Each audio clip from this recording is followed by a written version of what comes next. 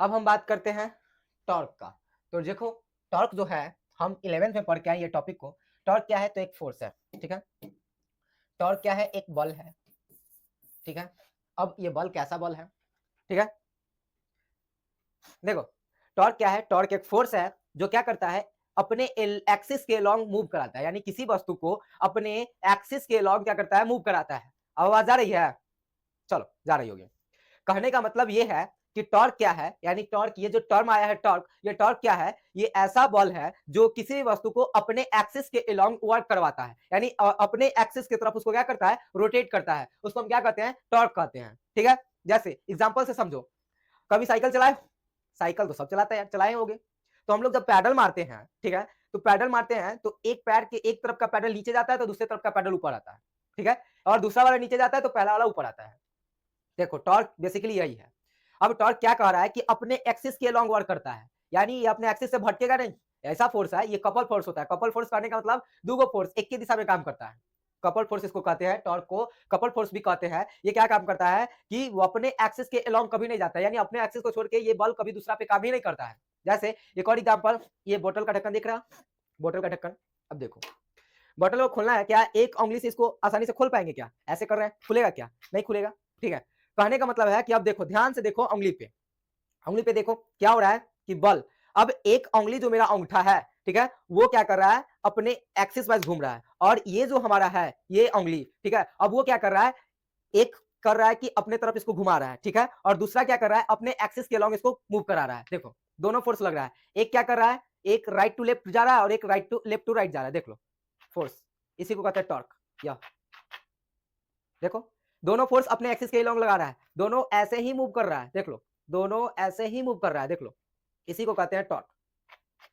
Torque वैसे ही cycle के pedal में होता है। जैसे एक और एग्जांपल, नल हम लोग खोलते हैं, नल, नल का क्या पॉइंट होता है, दो पॉइंट होता है, दोनों को हम क्या करते हैं, मूव करते हैं। यानी एक को आगे की तरफ धक्का देते हैं और एक को उसके आगे की तरफ, यानी उसी एक्सिस पे हम क्या करते हैं, उसको मूव करवाते हैं, यानी गोल ही मूव करवाते हैं, यानी उसी एक्सिस पे मूव कर रहा है। तो टॉर्क एक ऐसा फोर्स होता है जो अपने एक्सिस पे ही वर्क करता है और एक्सिस पे ही डिपेंड करके वर्क करता है। वही फोर्स क्या कहलाता है, टॉर्क कहलाता है। इसी को हम लोग कपल फोर्स के भी नाम से जानते हैं।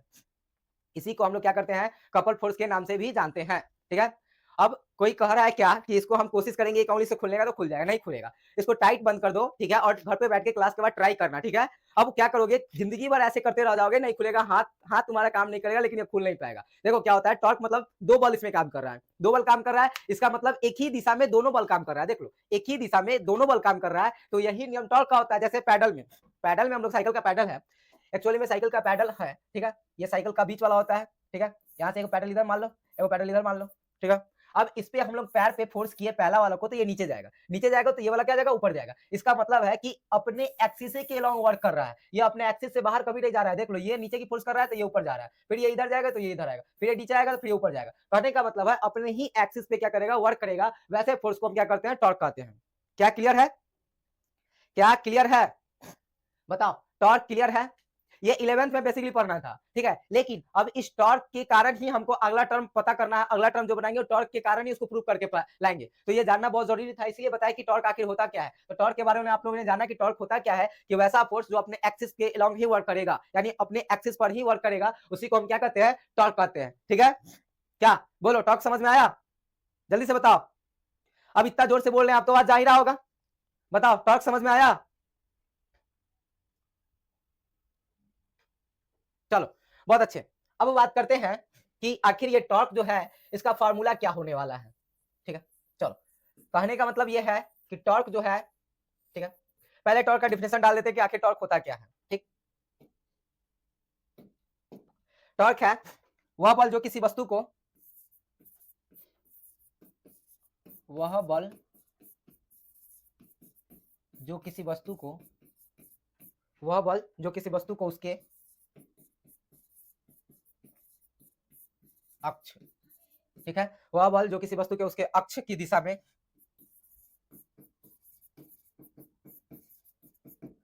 अक्ष की दिशा में घूर्णन करता है, घूर्णित करता है, घूर्णित करता है, क्या कहलाता है, टॉर्क कहलाता है,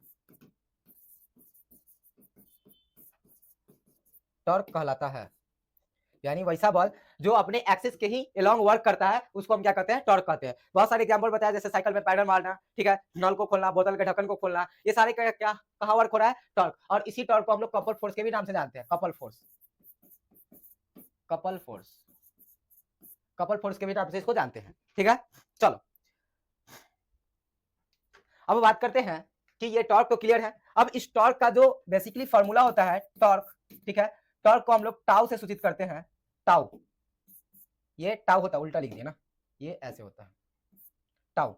अब ये टाउ इसको पढ़ते क्या है बाबू, तो टाउ पढ़ते हैं, टाउ, ठीक है, ये टाउ होता है। और इसका टाउ का मतलब है, अब इस पे दोनों बल तो समान काम कर रहा है, तो बल तो समान काम कर रहा है, यानी कि जितना बल हम इस उंगली से लगा रहे थे उतना ही बल इस उंगली से लगा रहे हैं, यानी बल सेम है, तो दोनों में से कोई एक बल लेंगे और दोनों बल के बीच के डिस्टेंस को लेंगे, यानी दोनों बल के बीच के लंबवत दूरी, दोनों बल के बीच के लंबवत दूरी को लेंगे और दोनों को गुना करेंगे, क्या आएगा, टॉर्क आएगा। यानी हम क्या बोले, टॉर्क क्या हुआ, जैसे हम साइकिल का पैडल, अब ये बीच वाला से लिए थे साइकिल का पैडल, यहाँ एक पैडल यहाँ और एक पैडल यहाँ, ठीक है। अब क्या हुआ कि यहाँ से लेके यहाँ तक के लंबवत दूरी, यहाँ से लेकर यहाँ तक के लंबवत दूरी को हम लेंगे और इन दोनों बल में से कोई एक बल को लेंगे, यानी इन दोनों बल में से कोई एक बल को और इन दोनों के बीच के लंबवत दूरी को हम क्या करेंगे, गुना करेंगे, तो हमें क्या मिलेगा, टॉर्क मिलेगा। यानी यहाँ पे हम लिख सकते हैं टॉर्क इक्वल टू बल गुने एक बल, ठीक है, एक बल गुने बलों के बीच की लंबवत दूरी, बलों के बीच लंबवत दूरी, लंबवत दूरी, यानी जब हम बल लिए, ठीक है, और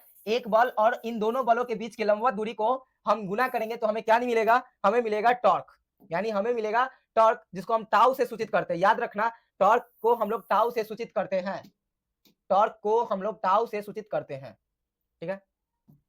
यानी जो टॉर्क होता है, ये टॉर्क, इसको हम लोग टाउ से सूचित करते हैं, टाउ मतलब ये, ठीक है, इसको ऐसे लिखना है, ऐसे, ठीक है, ये टाउ से सूचित करते हैं, इसको पढ़ते हैं टाउ, ठीक है, वहां तो लिख ही दिया है, इसे टाउ से सूचित करते हैं, टॉर्क को हम लोग टाउ से सूचित करते हैं। और ये होता क्या है, तो बल और बलों के बीच की परपेंडिकुलर डिस्टेंस, बल और यानी फोर्स और फोर्स के बीच के परपेंडिकुलर डिस्टेंस को हम जब भी इंटू करेंगे यानी गुना करेंगे तो हमें निकल के आएगा टॉर्क, ठीक है। चलो, अरे बालक क्यों ऐसे कर रहे हो, क्या हम डिसेबल करें चैट को,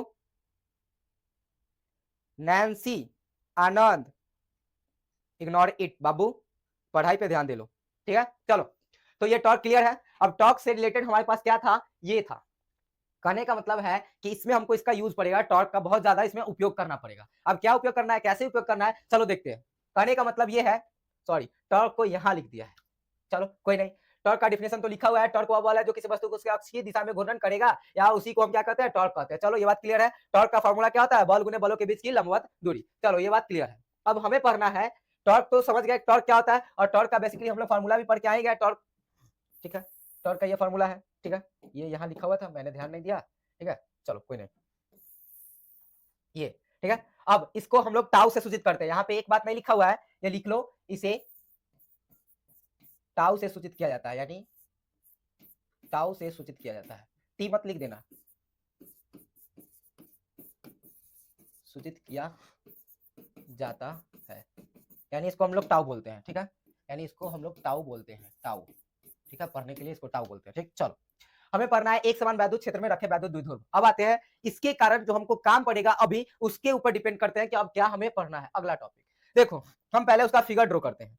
फिगर एक समान वैद्युत क्षेत्र बोल रहा है, चलो एक समान वैद्युत क्षेत्र पहले लेंगे, यानी एक समान वैद्युत क्षेत्र बोल रहा है डिफिनेशन में कि एक समान वैद्युत क्षेत्र चाहिए और उसमें कोई एक द्विध्रुव चाहिए, उसमें कोई एक द्विध्रुव चाहिए, ठीक है, उसमें कोई एक द्विध्रुव चाहिए जिसपे कितना बल काम करेगा वही बल को निकालना है। चलो फिगर पहले ड्रॉ करते हैं कि आखिर होगा क्या। तो पहले हम निकालेंगे, पहले हम लोग, हाँ, पहले एक समान वैद्युत कुछ खींच लेते हैं,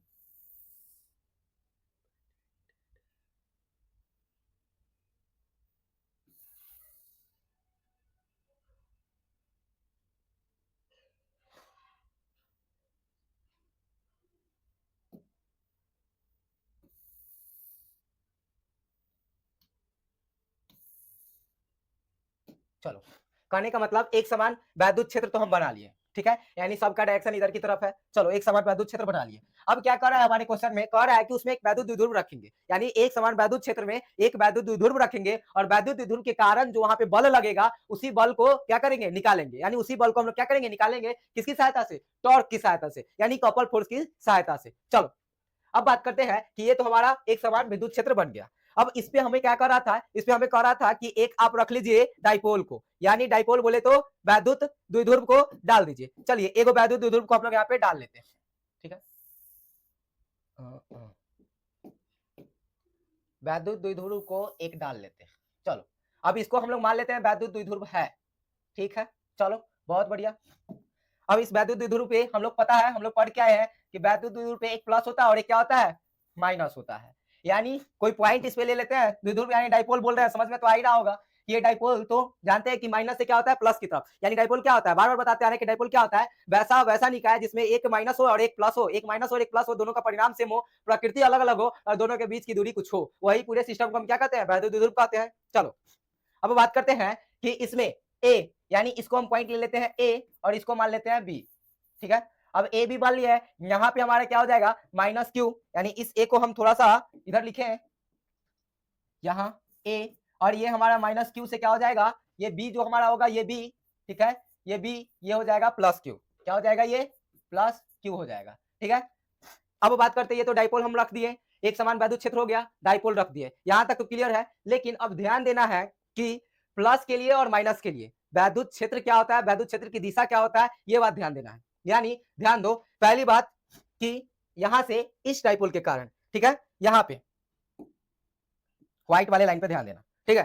कहने का मतलब ये है कि इस फोर्स यानी जो प्लस फोर्स है, हम लोग पढ़ के आए हैं, प्लस के कारण वैद्युत क्षेत्र में कोई ना कोई फोर्स अनुभव करेगा। ये वैद्युत क्षेत्र है तो आवेश वहां पे रखे हैं, वैद्युत क्षेत्र में आवेश रखे हैं तो कोई ना कोई तो अनुभव करेगा, या फिर रिपल्सन का अनुभव करे, या फिर आकर्षण का, या फिर प्रतिकर्षण का, रिपल्सन और अट्रैक्शन का कोई ना कोई अनुभव करेगा। वैद्युत क्षेत्र में हम किसी चार्ज को डाले हैं तो जो चार्ज डाले हैं तो उसमें तो कोई ना कोई कारण होगा, या तो आकर्षण होगा, नहीं तो क्या होगा, विकर्षण होगा, या तो क्या करेगा, एक दूसरे को अट्रैक्ट करेगा, नहीं तो रिपल्सिव करेगा। तो देखो यहाँ पे प्लस चार्ज है तो प्लस चार्ज के लिए हमेशा जो फोर्स का जो डायरेक्शन होता है, इलेक्ट्रिक फोर्स का डायरेक्शन होता है बाहर की तरफ होता है। प्लस चार्ज के लिए जो हमारा डायरेक्शन होता है वो क्या होता है, बाहर की तरफ होता है, और माइनस चार्ज के लिए जो डायरेक्शन होता है वो क्या होता है, अंदर की तरफ होता है। ये बात तो पता है। तो देखो प्लस चार्ज के लिए यहाँ से इलेक्ट्रिक जो डाइपोल का जो यहाँ पे फोर्स होगा वो इस साइड होगा, ठीक है, इलेक्ट्रिक फोर्स इंटेंसिटी बाहर की तरफ होगा, और माइनस चार्ज के लिए जो हमारा इलेक्ट्रिक डेंसिटी होगा वो क्या होगा, बाहर की तरफ होगा। यानी ये डाइपोल के कारण क्या होगा, बाहर की तरफ, और डाइपोल के कारण क्या होगा, ये भी बाहर की तरफ। कहने का मतलब है कि एक प्लस चार्ज के लिए और एक माइनस चार्ज के लिए, ठीक है, ये बात कंफर्म है। लेकिन ध्यान दो जो यहाँ पे इलेक्ट्रिक फील्ड होगा वो कैसा होगा, यानी विद्युत क्षेत्र की तीव्रता, तो विद्युत क्षेत्र की तीव्रता यानी इलेक्ट्रिक इंटेंसिटी क्या होता है, हम लोग पढ़ के आए हैं शॉर्ट में। यहाँ पे अगर हम लिखें कि वैद्युत क्षेत्र की तीव्रता क्या होता है, याद करो कि वैद्युत क्षेत्र की तीव्रता क्या होता है।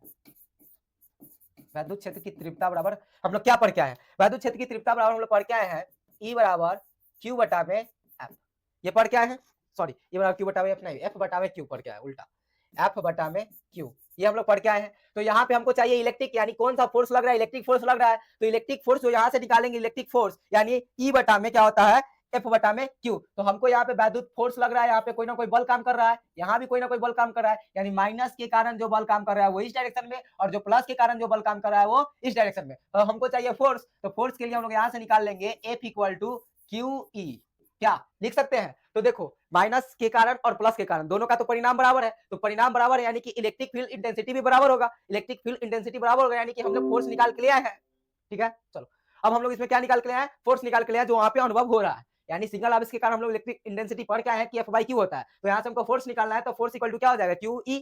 चलो तो यहाँ पे जो फोर्स लग रहा है वो क्या हो रहा है, QE फोर्स लग रहा है, तो सेम परिणाम है, तो माइनस के लिए भी कौन सा फोर्स लग रहा है बाबू, तो QE ही लग रहा है। यहाँ तक किसी को कोई दिक्कत नहीं होना चाहिए। यानी प्लस के लिए जो काम किया फोर्स वो बाहर की तरफ, माइनस के लिए जो काम किया ये भी अंदर की तरफ है, लेकिन क्या है, डाइपोल के कारण। तो डाइपोल जानते हो, डाइपोल क्या होता है, माइनस से प्लस की ओर, यानी इसका डायरेक्शन क्या होगा, माइनस से प्लस की ओर। अब ध्यान देने वाली बात ये है, ध्यान दो थोड़ा सा, अब इसमें क्या करने वाले हैं, कलर चेंज कर लेते हैं, ठीक है, चलो हाँ पीला सब कुछ है वहां पे ना, चलो कहने का मतलब ये है कि यहां से देखो, यहां से परपेंडिकुलर डिस्टेंस, ठीक है, परपेंडिकुलर डिस्टेंस, और यहां से ये डाइपोल का, ध्यान दो कहने का मतलब ये है,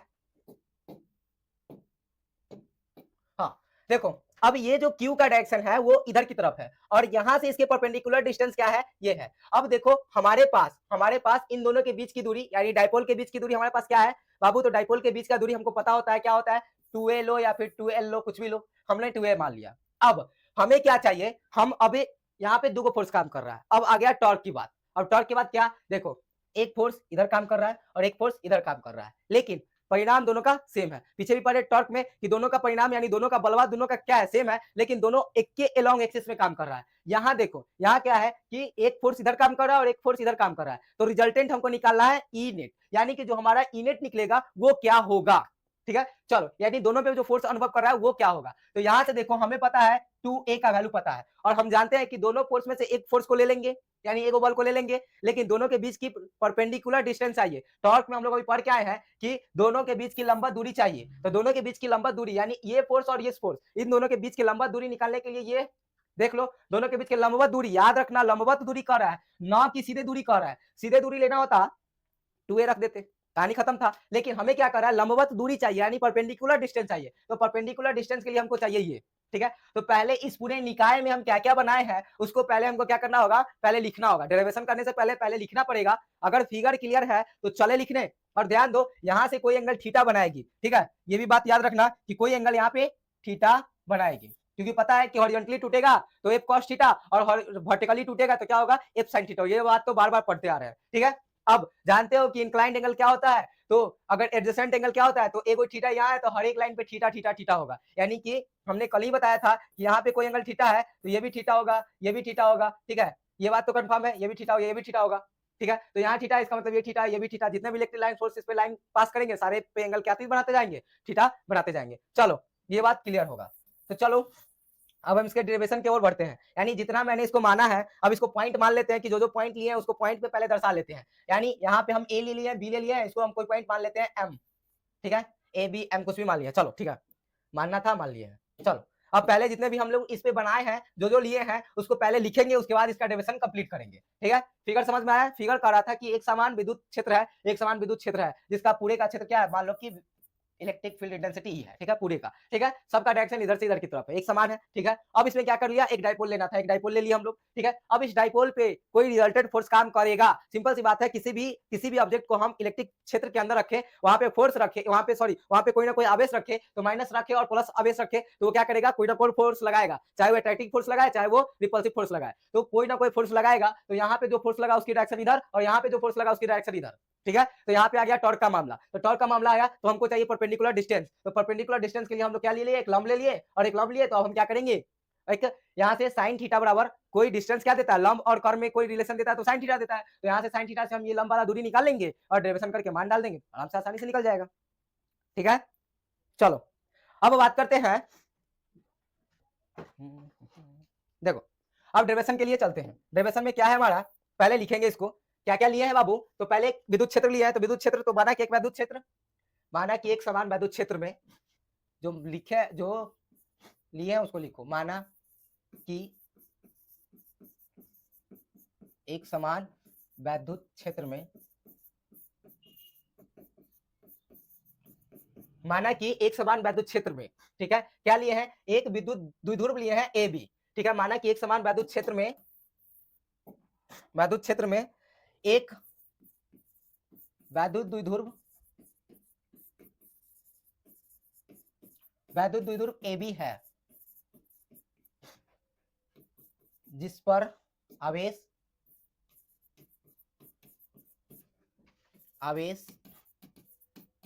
माइनस क्यू तथा प्लस क्यू है, और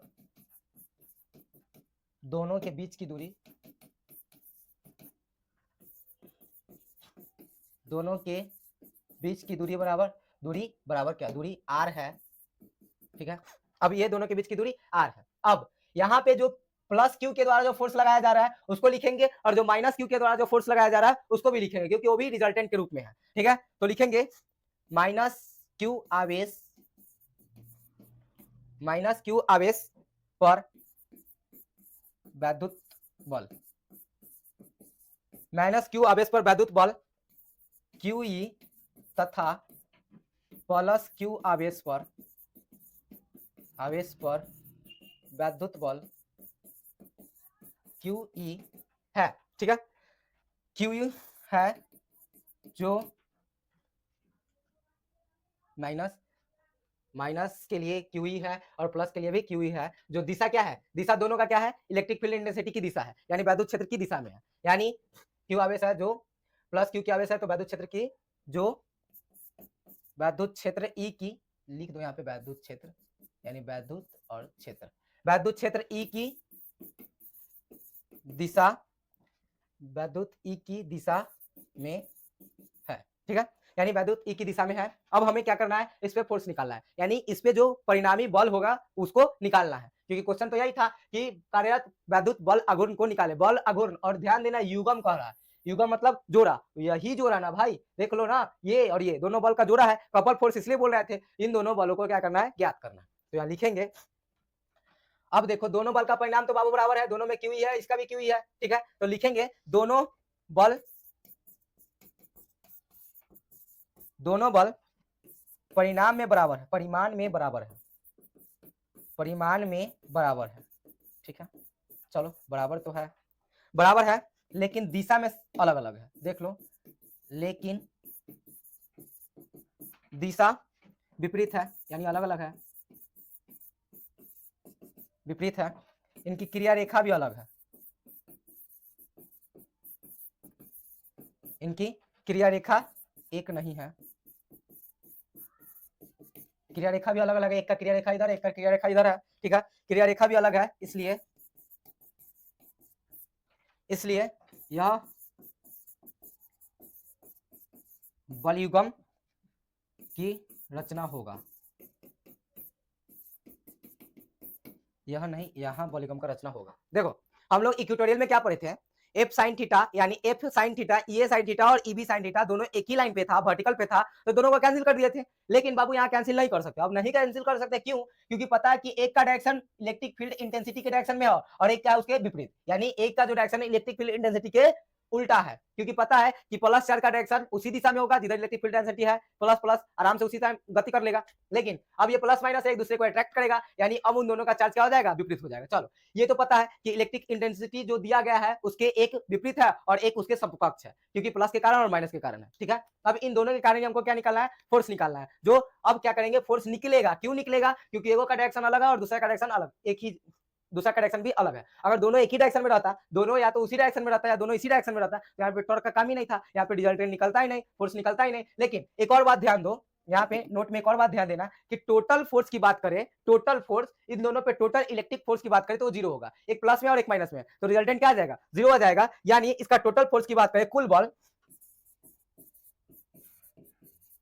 बल की बात करें तो कुल बल क्या है, यहां भी क्या है, क्यू ई है, ठीक है, और यहां भी क्या है, क्यू ई ही है, एक प्लस में और एक माइनस में, दोनों का मैग्नीट्यूड निकाले हैं, तो दोनों का मैग्नीट्यूड बराबर क्या हो जाएगा बाबू, जीरो, यानी टोटल फोर्स अगर निकाले, सिंपल फोर्स निकाले हम दोनों के द्वारा लगाया गया तो निरस्त हो जाएगा, यानी जीरो हो जाएगा, लेकिन यहाँ पे क्या कर रहा है कि दोनों का डायरेक्शन चेंज है, अब यही बात को बार बार लिख रहे हैं कि परिणाम बराबर है लेकिन दिशा विपरीत है, इसीलिए इसको क्या करेंगे, बल युग्म का निर्माण यहाँ पे होगा, यानी टॉर्क का निर्माण होगा, अब जो टॉर्क का निर्माण होगा तो टॉर्क का फॉर्मूला लगाएंगे, ठीक है, तो अगर परिणाम के रूप में बोले तो बाबू उसका मान तो जीरो है, लेकिन अगर टॉर्क के रूप में आए कि नहीं इसका दिशा बराबर नहीं है, दिशा बराबर नहीं है, इसका मतलब परिणाम से कोई मतलब है नहीं, हमको चाहिए टॉर्क, और टॉर्क हम लोग पढ़ के आए कि एगो बल लेंगे और एगो बल, दोनों बल के बीच का लंबवत दूरी लेंगे, तो बाबू अब हम चलेंगे इसके बीच के लंबवत दूरी को निकालने, ठीक है, यानी नेक्स्ट कंटेस्ट मेरा ये है कि जो हम यहाँ पे त्रिभुज लिए हैं, त्रिभुज का नाम याद कर लो, क्या है, ए बी एम, चलो क्योंकि हम अभी त्रिभुज से काम है,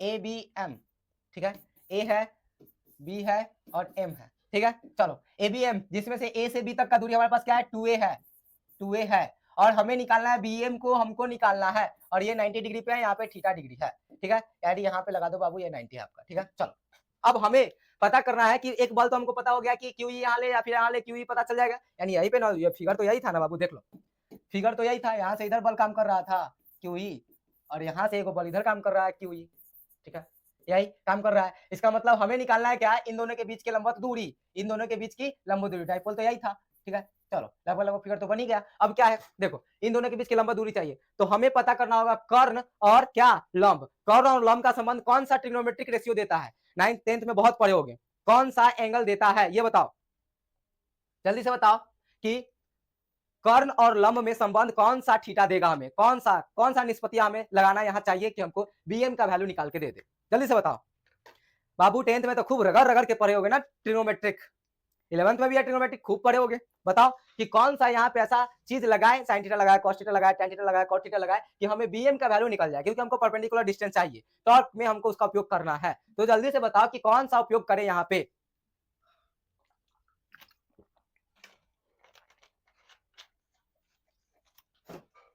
बताओ बताओ क्या यूज करें हम। देखो तुम लोग तो कुछ बताओगे नहीं, देखिए लो, किसी को नहीं पता है, बस बात करो तुम लोग, बात करो, बस बात करो, गुड, बहुत अच्छे।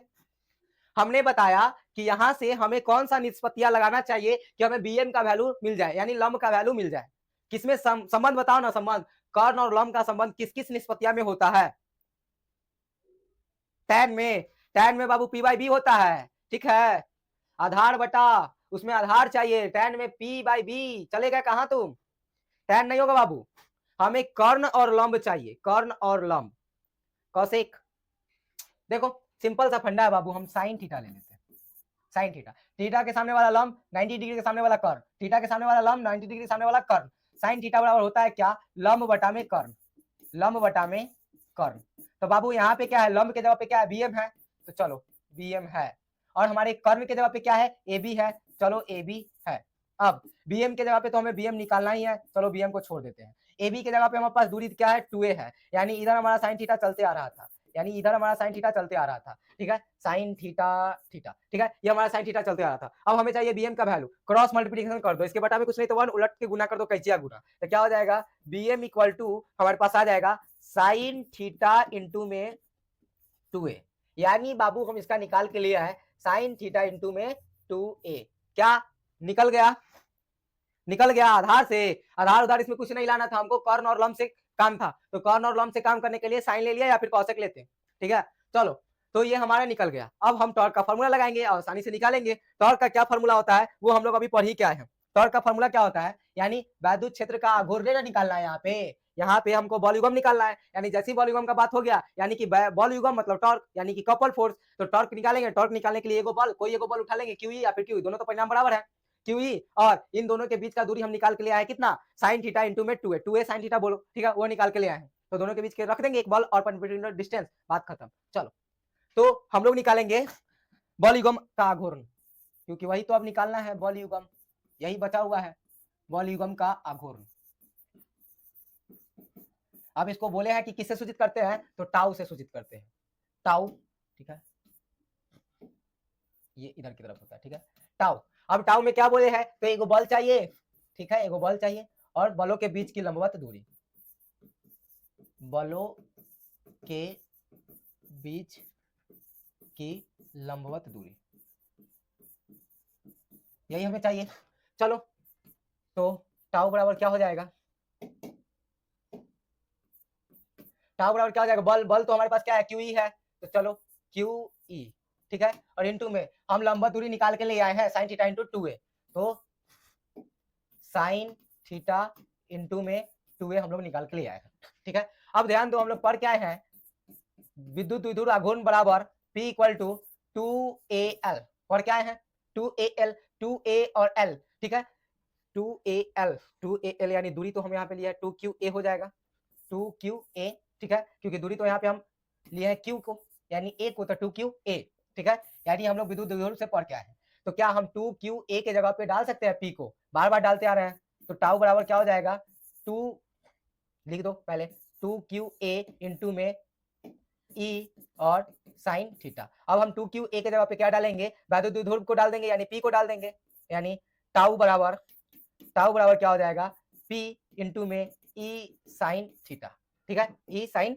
थीटा। अब ध्यान दो कि जब हम दो प्रोडक्ट को स्केलर गुना करते हैं, स्केलर गुना करते हैं तो क्या होता है, साइन थीटा। 11th में पढ़ोगे वेक्टर क्वांटिटी और फिजिकल क्वांटिटी, 11th का अगर बात पता है कि वेक्टर क्वांटिटी और फिजिकल क्वांटिटी क्या होता है, तो जब हम वेक्टर को ऐड करते हैं, वेक्टर को मल्टीप्लाई करते हैं तो उसमें कॉस थीटा आता है, और स्केलर मल्टीप्लाई करते हैं यानी कि सदिश अदिश गुणन करते हैं तो वहां पे क्या आता है, क्रॉस प्रोडक्ट होता है। तो यहाँ अगर इसको वेक्टर में ले जाएंगे, यानी टाउ को वेक्टर में ले गए, टाउ बराबर क्या हो जाएगा, p वेक्टर और e साइन थीटा गैप, तो क्या हो जाएगा p इंटू में e, यानी वेक्टर फॉर्म में लिखे हम लोग तो वेक्टर फॉर्म में लिखे तो क्या हो जाएगा फार्मूला, टाउ बराबर p इंटू में e, ठीक है, और स्केलर फॉर्म में लिखे तो टाउ बराबर पी इंटू में ई साइन थीटा, पी इंटू में ई साइन थीटा, पी इंटू में नहीं होगा, यहाँ पे होगा फिर गलत, यहाँ पे होगा पी क्रॉस, यानी क्रॉस प्रोडक्ट करते हैं तो क्या होता है साइन थीटा, और डॉट प्रोडक्ट करते हो तो क्या होता है कॉस थीटा। तो ये हम क्या किए हैं, साइन थीटा को चेंज करके क्या लग दिया है, क्रॉस प्रोडक्ट लगा दिया है, फिर तोड़ेंगे तो पी साइन थीटा निकल जाएगा। तो ये हो गया तुम्हारा वेक्टर में। ठीक है, क्या किसी को कोई दिक्कत, जल्दी से बताओ, क्या इसमें किसी को कोई दिक्कत? हम बल आघूर्ण निकालने जा रहे थे, वही बल आघूर्ण को निकाल दिए, बात खत्म। टॉर्क पर क्या है कि टॉर्क क्या होता है, बल गुने बल के बीच की लंबवत दूरी। तो बल और बल गुने, तो बल दोनों के बीच का बल लग रहा है, किधर है किधर, दोनों समान बल लग रहा है, ठीक है, दोनों समान बल लग रहा है, ये भी बात कंफर्म है। तो दोनों के बीच का हम क्या निकाल लिए, लंबवत दूरी निकाले, परपेंडिकुलर दूरी। अगर सीधे दूरी कहता फॉर्मूला में तो 2a लिखते, लेकिन छोटी छोटी बात है ध्यान देने वाली, कि अगर सीधे दूरी लिखता तो 2a लिखते, लेकिन फॉर्मूला होता है लंबवत दूरी। तो बहुत बच्चे क्या कंफ्यूज, सर ये भी तो दूरी है, दोनों बल के बीच की दूरी है। देख लो ना सिंपल सा, कि ये भी तो दोनों क्या है दूरी है, तो डाले यहाँ डाले क्यों नहीं, ये क्यों डाले। तो बाबू क्या होता है, टॉर्क पीछे इसलिए पढ़ा क्या है कि टॉर्क क्या कहता है कि दोनों फोर्स तो लगेगा, देख लो दोनों फोर्स तो लग रहा है, एक इधर, ठीक है, लेकिन दोनों के परपेंडिकुलर डिस्टेंस नहीं चाहिए, दोनों का परपेंडिकुलर डिस्टेंस चाहिए। यहाँ पे देख लो ये ऐसे है, इसका मतलब परपेंडिकुलर डिस्टेंस यहाँ से जो परपेंडिकुलर नीचे जाएगा बेस पे वही होगा, इसका मतलब हमें चाहिए परपेंडिकुलर डिस्टेंस, तो इसीलिए हम परपेंडिकुलर डिस्टेंस को निकाले और डाल दिए बल में, टॉर्क का फॉर्मूला निकल गया। क्या किसी को कोई दिक्कत, चलो बहुत अच्छा, टॉर्क में किसी को कोई दिक्कत नहीं है। अब देखो, अब बात करते हैं कि टॉर्क का कुछ स्पेशल केस है। ठीक है, स्पेशल केस क्या है, तो थोड़ा सा कि टॉर्क कब मैक्सिमम होगा, कब क्या होगा मिनिमम होगा, स्पेशल केस, ये ऑब्जेक्टिव के लिए बहुत ही महत्वपूर्ण होगा। ठीक है, तो देखो टॉर्क का तो हम लोग फॉर्मूला निकाल के ले आए, ठीक है, पीई साइन थीटा, ठीक है, पीई साइन थीटा। चलो, तो अगर मान लो हमारा थीटा का वैल्यू 0 डिग्री है, ठीक है, थीटा का वैल्यू 0 डिग्री है, तो टाउ बराबर क्या हो जाएगा, टाउ बराबर पीई साइन थीटा होता है, फॉर्मूला तो मेरे पास यही है। तो पीई साइन थीटा के जगह पे क्या हो जाएगा 0 डिग्री, क्या हो जाएगा 0 डिग्री, तो क्या हो जाएगा पीई साइन थीटा, साइन 0 का मान, साइन 0 का मान जल्दी से बताओ क्या होगा, साइन 0 का मान बताओ क्या होगा, साइन 0 बराबर वाट, साइन 0 बराबर वाट। ये ब्लर क्यों हो रहा है सर,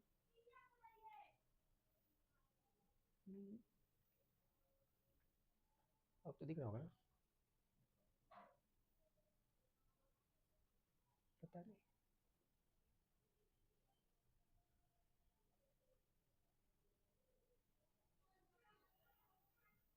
चलो अब सही है।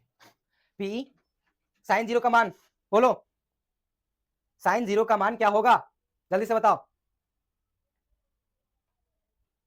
चलो देखो, अब क्या होगा साइन 0 बराबर, अब तो ये पूरा 0 हो जाएगा, यानी टाउ का मान क्या होगा, साइन 0 का मान 0, यानी पी इक्वल टू 0। दूसरा बता ही दे रहे हैं यहाँ पे। अब थीटा इक्वल टू क्या हो जाएगा 90 डिग्री ले लो, थीटा इक्वल टू 90 डिग्री, तो क्या हो जाएगा टाउ बराबर पीई साइन थीटा, अब पी इंटू में ई और साइन क्या 90 डिग्री, इसका मतलब साइन 90 का मान 1, यानी पूरे का वैल्यू क्या 1। तो देखो बउआ, देखो बात से हमको ये समझ में आया कि जब थीटा का मान 0 डिग्री होगा तो टाउ का मान मिनिमम होगा, और जब थीटा का मान क्या होगा 90 डिग्री होगा तो टाउ का मान क्या होगा मैक्सिमम होगा। तो ये बात पूछता ऑब्जेक्टिव में कि टाउ का मान कब अधिकतम होगा, तो थीटा बराबर 90 डिग्री, 0 डिग्री, 50 डिग्री, 55 डिग्री कुछ, तो क्या होगा मैक्सिमम के लिए पूछेगा तो कितना डिग्री 90 डिग्री, और जब मिनिमम के लिए पूछेगा तो कितना डिग्री 0 डिग्री। ठीक है, देखो तो यहाँ पे हम लोग लिख देंगे टाउ मिनिमम, यानी टाउ मिनिमम, यानी टाउ मिनिमम क्या न्यूनतम लिख दे रहे हैं, टाउ न्यूनतम होगा जब थीटा बराबर कितना 0 डिग्री, और टाउ टाउ अधिकतम होगा,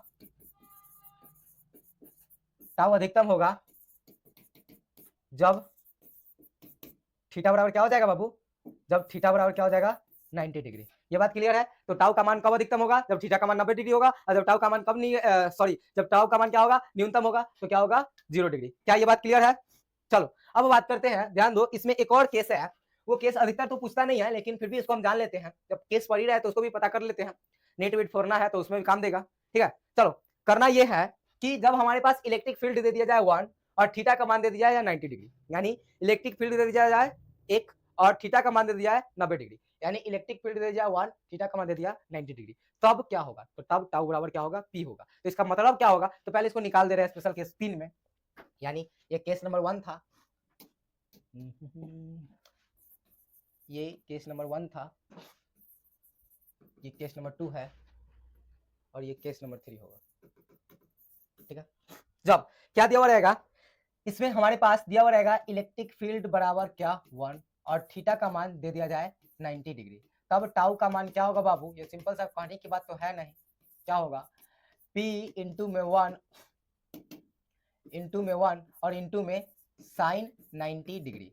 तो P इंटू में 1 इंटू में 1 आ जाएगा, यानी कि टाउ बराबर क्या आ गया, P आ गया। टाउ बराबर क्या आ गया, P आ गया। ठीक है, तो कहने का मतलब क्या है कि टाउ बराबर P आ गया। इसका मतलब ये है कि टाउ यानी विद्युत द्विध्रुव आघूर्ण जो होता है, ठीक है, वो क्या होता है, टाउ के बराबर होता है, यानी टाउ के व्यंजक के बराबर होता है, जबकि इसका दिशा क्या होता है, विपरीत होता है। वही बात को यहाँ पे लिखेंगे कि अतः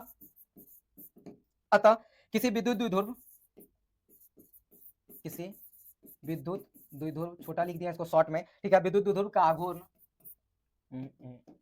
विद्युत द्विध्रुव का आघूर्ण, किसी विद्युत द्विध्रुव का आघूर्ण उस बल युग्म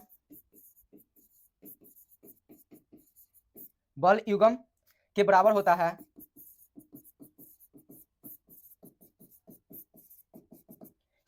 है, जो एकांक मतलब एक विद्युतावेश, एकांक एवं एक समान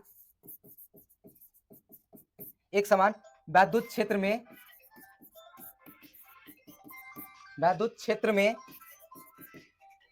विद्युत द्विध्रुव को क्षेत्र के लंबवत रखने के लिए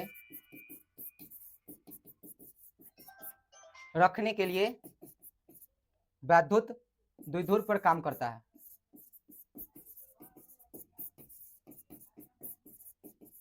यही बात कंक्लूजन निकल कर आया। ठीक है,